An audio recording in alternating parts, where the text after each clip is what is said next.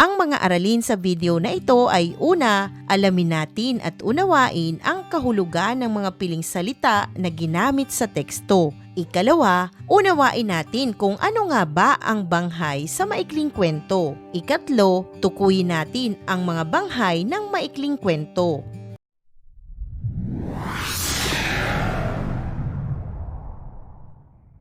Dumako na tayo sa ating talas-salitaan. Alamin natin at unawain ang kahulugan ng mga piling salita na ginamit sa teksto. Unang bilang, ikintal. Tandaan, ilagay sa isipan o itanim sa isipan. Ikalawa, maipahayag, maipabatid, masabi, maipaalam. Ikatlo, kawili-wili, kasiyasiya, nakakapukaw ng interes o nagbibigay aliw o engganyo. Ikaapat, magkaugnay, magkatulad o may koneksyon. Ikalima, nakasalalay, nababatay, nakataya, nakadepende.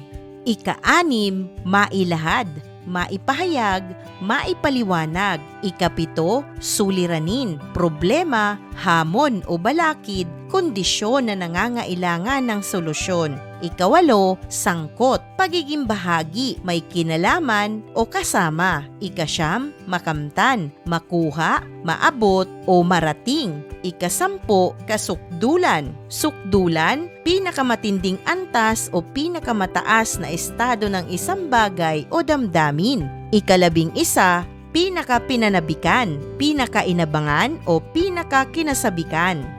Ikalabing dalawa, katuparan, kaganapan ng anumang plano. Ikalabing tatlo, kasawian, kabiguan, kabalintunaan. Ikalabing apat, kumbensyonal, umaayon o sumusunod sa pamantayan, pamamaraan o ideyang karaniwan. Ikalabing lima, open-ended, walang tiyak o katiyakan.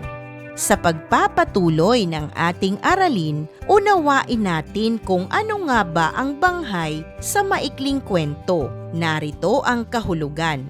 Ang banghay ay isa sa mahalagang elemento ng maikling kwento. Ito ay tinatawag ding plot. Ito ay kailangang maging kawili-wili at mabisang maipahayag ang kaisipang nais ikintal sa isipan ng mga mambabasa. Ang banghay ay tumutukoy sa maayos na pagsasalaysay ng mga pangyayari tulad ng ano ang mga pangyayari at ano ang kaugnayan at kahulugan ng mga pangyayaring ito. Sa makatwid, ang banghay ay ang maayos at malinaw na pagkakasunod-sunod ng mga magkakaugnay na pangyayari sa akda. Alamin na natin kung ano-ano nga ba ang sinasabing banghay ng maikling kwento. Unawain natin ang bawat bilang. Unang bilang, simula. Dito nakasalalay ang kawilihan ng mga mambabasa at ipinakita kung saan at paano nagsimula ang kwento. Sa bahaging ito, maaaring mailahad agad ang suliranin at kadalasang ipinakikilala ang iba pang mga tauhan sa kwento. Ikalawang bilang, suliranin. Ito ang problemang haharapin ng mga tauhan sa kwento. Ito ang nagsisilbing dugo ng bawat kwento, ang nagpapadaloy at nagbibigay ng interes sa istorya. Ikatlong bilang, pataas na aksyon. Ano nga ba ito? Dito nagaganap ang paglalahad ng suliranin. Isinasaad ang mga nagiging reaksyon o hakbang ng mga tauhan sa suliraning kinakaharap. Tinatawag din itong saglit na kasiglahan o ang panandaliang pagtatagpo ng mga tauhang masasangkot sa kwento. Ikaapat, kasukdulan. Ito ang pinakamataas na antas sa bahagi ng kwento. Masasabing dito sa bahaging ito ang pinaka-pinananabikan na bahagi ng kwento. Sa bahaging ito ng kwento, makakamta ng pangunahing tauhan ang katuparan o kasawian na kanyang ipinaglalaban. May mga kwentong ang kasukdulan ang nagiging wakas ng kwento.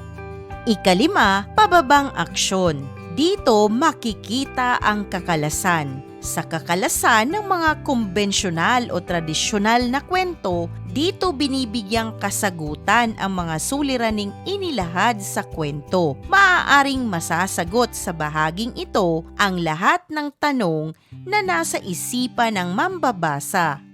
Ika-6, wakas. Ito ay tumutukoy kung paano nagwakas o nagtapos ang kwento. Ang wakas ay maaaring masaya, malungkot o nagbubukas sa iba pang ideya o tinatawag na open-ended sa isipan ng mga mambabasa. Isang mahalagang aralin muli ang iyong napanood. Maraming salamat sa panonood sa channel na Aralin sa Filipino. Huwag mag-atubiling mag-comment ng inyong tanong, suggestions o paglilinaw ukol sa aralin. Munting kahilingan sa iyong kaibigan, paki-like, share and subscribe para updated ka sa mga susunod pang bagong video ng Aralin mo sa Filipino.